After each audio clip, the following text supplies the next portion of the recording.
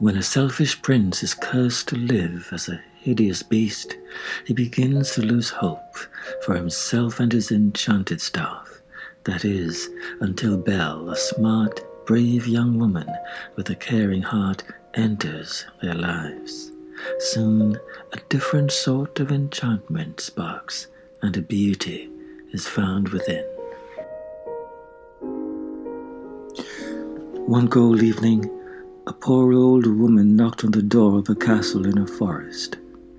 A handsome prince answered. The old woman asked for a place to stay in exchange for a beautiful red rose. The prince was disgusted by the woman's appearance and turned her away. Suddenly, the woman magically changed into a beautiful enchantress. She turned the selfish prince into an ugly beast and cast a spell on everyone in his castle. For the spell to be broken, the prince would have to learn to love and be loved in return before the last enchanted rose petal fell. A beautiful and kind girl named Belle lived in a nearby village. Belle was smart and loved to read books about exciting adventures. Gaston wanted to marry Belle because she was so beautiful. But unlike the other girls in the village, Belle wasn't interested in Gaston. She knew he was vain and only really loved himself. Belle's father, Maurice, was an inventor. One day, Maurice and his horse Philippe headed off to a fair with his newest invention. Maurice and Philippe soon got lost in the dark and scary forest. Philippe became frightened and threw Maurice to the ground, then ran away. Maurice struggled along through the woods and came upon a castle gate. He pushed the gate open after narrowly escaping a pack of angry wolves. Maurice entered the castle. It was unlike anything he had ever seen. The people in the castle had been transformed into enchanted objects. Lumiere the candelabrum and Cogsworth the clock greeted Maurice and made him feel welcome.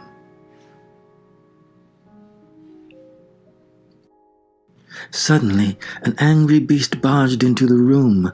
He was not happy to find a stranger in his castle. He grabbed Maurice and dragged him to the dungeon. When Philippe returned home without Maurice, Belle knew her father was in trouble. She begged the horse to take her to him. After a frightening ride through the forest, Belle and Philippe arrived at the enormous castle. Belle rushed inside. Belle found her father, locked in a cell. They hugged through the bars as Maurice tried to explain what had happened. Then they heard loud footsteps coming toward them. The beast was furious when he saw another stranger in his castle. Belle was terrified, but she pleaded with the beast to release her father. "Take me instead," she begged. She promised to stay with the beast forever in exchange for her father's freedom. The beast agreed. Maurice returned to the village. He told Gaston and the other villagers about the beast. He begged everyone to help him rescue Belle, but they all thought he was crazy. Back at the castle, the beast offered Belle a room instead of the cold cell. "You can go anywhere you'd like except the West Wing," he warned. Belle was outraged by the beast's behavior and said that she would never see her father again. The beast left, and to Belle's surprise, the objects in her room started to talk. A kind teapot named Mrs. Potts and her son Chip tried to make Belle feel better. Belle's new enchanted friends invited her to the dining room for an extravagant feast. "Be our guest," exclaimed Lumiere. The spoons danced, the napkins twirled, and bottles popped their corks. Belle couldn't believe her eyes.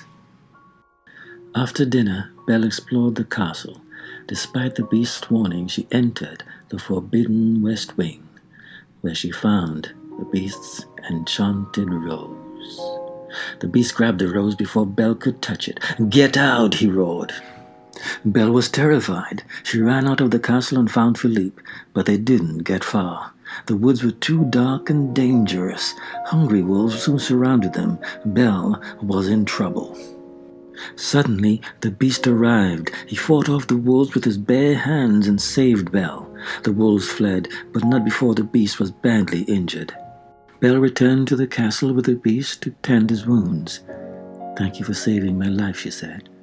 She was truly grateful for the beast's help. "You're welcome," said the beast. After that, Belle and the beast spent a lot of time together. The beast showed Belle his enormous library. Belle taught him to be patient and to use good manners. Belle began to see the beast differently. She saw that he had a kind heart. The beast was also learning to care for someone other than himself.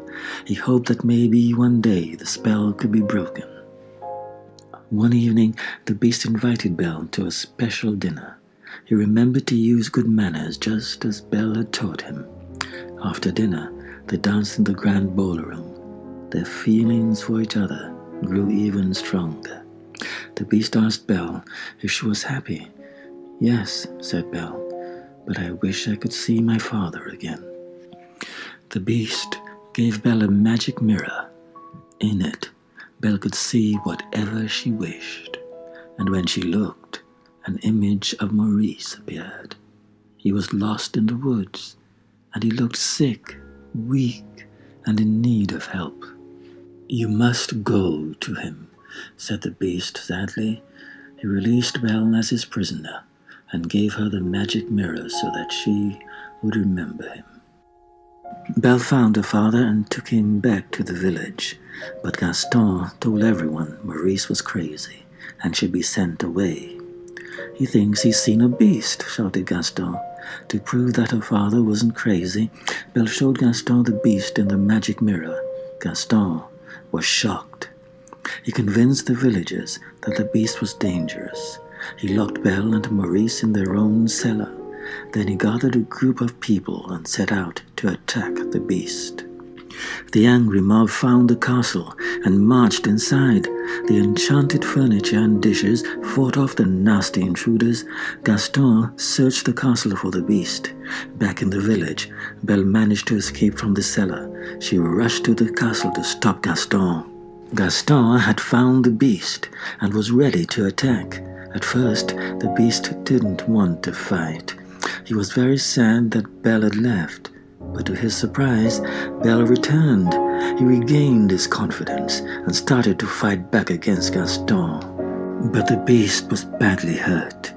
Belle tried to comfort him. "You came back," he said, struggling to speak.